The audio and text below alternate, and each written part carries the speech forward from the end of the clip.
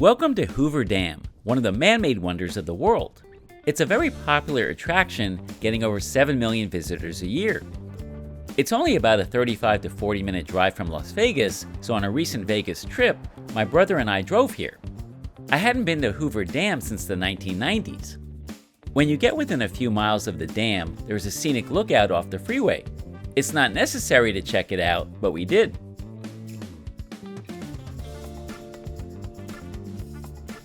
When you see the sign for Bridge Scenic View with the arrow pointing right, you want to turn right into the parking lot, which is located under the large rock formation.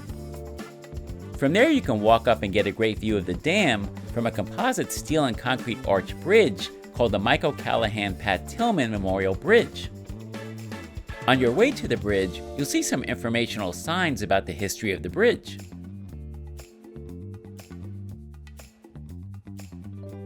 Michael Callahan was the governor of Nevada from 1971 to 1979 and was a decorated Korean War veteran.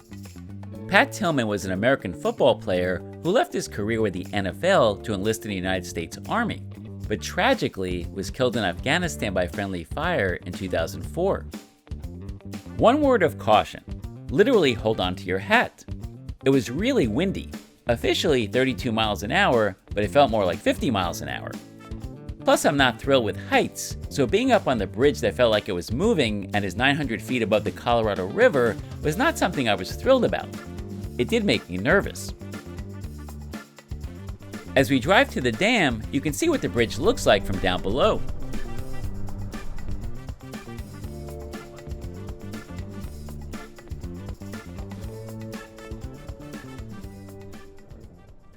The Memorial Bridge opened in 2010 and has a length of 1,900 feet and a 1,060-foot span. This is the first concrete and steel composite arch bridge built in the United States.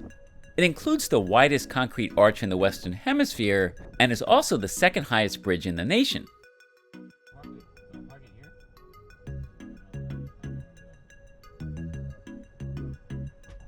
As we drive over Hoover Dam, let's talk about the Hoover Dam tours, and then I'll give you some history and cool facts about the dam and its construction. There are 2 guided tours and 1 self-guided tour you can take. The self-guided visitor center tour costs $15 and includes admission to the visitor center exhibits and observation deck and the 1940s original exhibit building map presentation.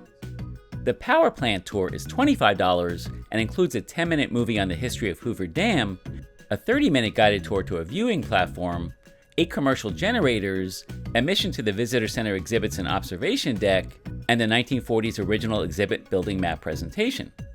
The guided dam tour is $40 and includes the power plant tour, plus the Nevada wing of the power plant, an elevator ride to the top of the dam, and a stop in an original inspection tunnel inside the dam.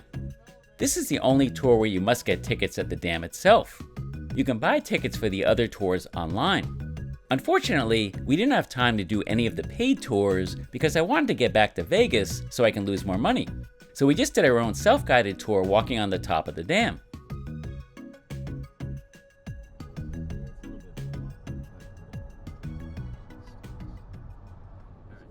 Hoover Dam was built for 3 reasons: flood control, water supply, and hydroelectric power.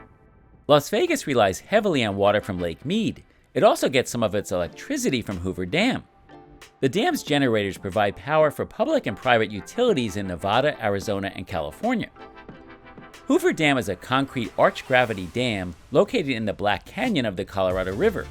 It was constructed between 1931 to 1936 during the Great Depression and was dedicated in 1935 by President Franklin D. Roosevelt.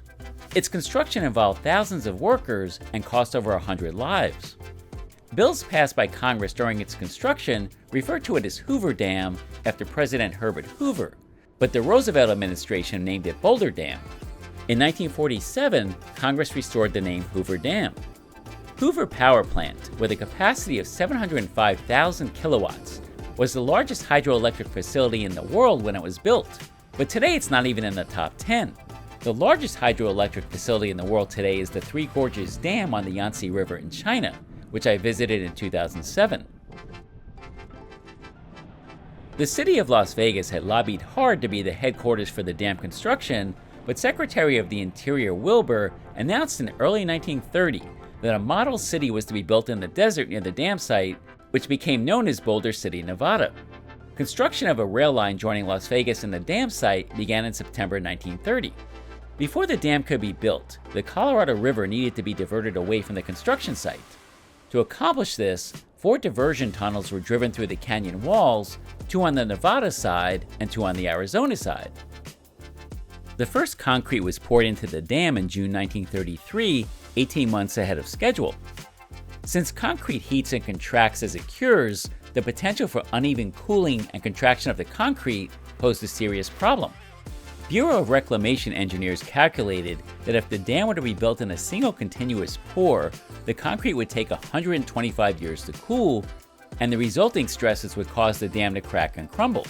Instead, the ground where the dam would rise was marked with rectangles, and concrete blocks and columns were poured, some as large as 50 square feet and 5 feet high. Each 5-foot form contained a set of 1-inch steel pipes. Cool river water would be poured through the pipes, followed by ice-cold water from a refrigeration plant.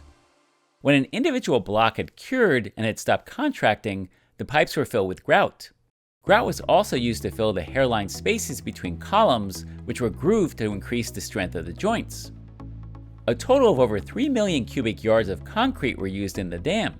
In addition, over 1 million cubic yards were used in the power plant and other works. More than 582 miles of cooling pipes were placed within the concrete. There was enough concrete in the dam to pave a 2-lane highway from San Francisco to New York. The dam is protected against overtopping by 2 spillways. Each spillway contains 4 100-foot long and 16-foot wide steel drum gates. Each gate weighs 5 million pounds and can be operated manually or automatically. Gates are raised and lowered depending on water levels in the reservoir and flood conditions. The gates cannot entirely prevent water from entering the spillways, but can maintain an extra 16 feet of lake level. Water flowing over the spillways falls dramatically into 600-foot long, 50-foot wide spillway tunnels before connecting to the outer diversion tunnels and re-entering the main river channel below the dam. As we leave Hoover Dam and head back to Vegas, I wanted to point out 3 things on the right. First, to start your guided tours, you need to go down the escalator and through security. Second, here's a better look at the parking garage. Third, this is the high scalar statue. The man depicted here is performing one of the most dangerous jobs in the construction of the Hoover Dam. Sitting in a chair hundreds of feet in the air, his job was to set charges and clear the loose rock from the face of the canyon walls. This statue depicts Joe Kine, who performed the work of a high scalar at Hoover Dam, Glen Canyon Dam, and other reclamation projects in the 1930s and 1940s. I hope you enjoyed this tour of the Hoover Dam. If you're planning on visiting Las Vegas, you might consider adding Hoover Dam to your itinerary. Thanks for watching.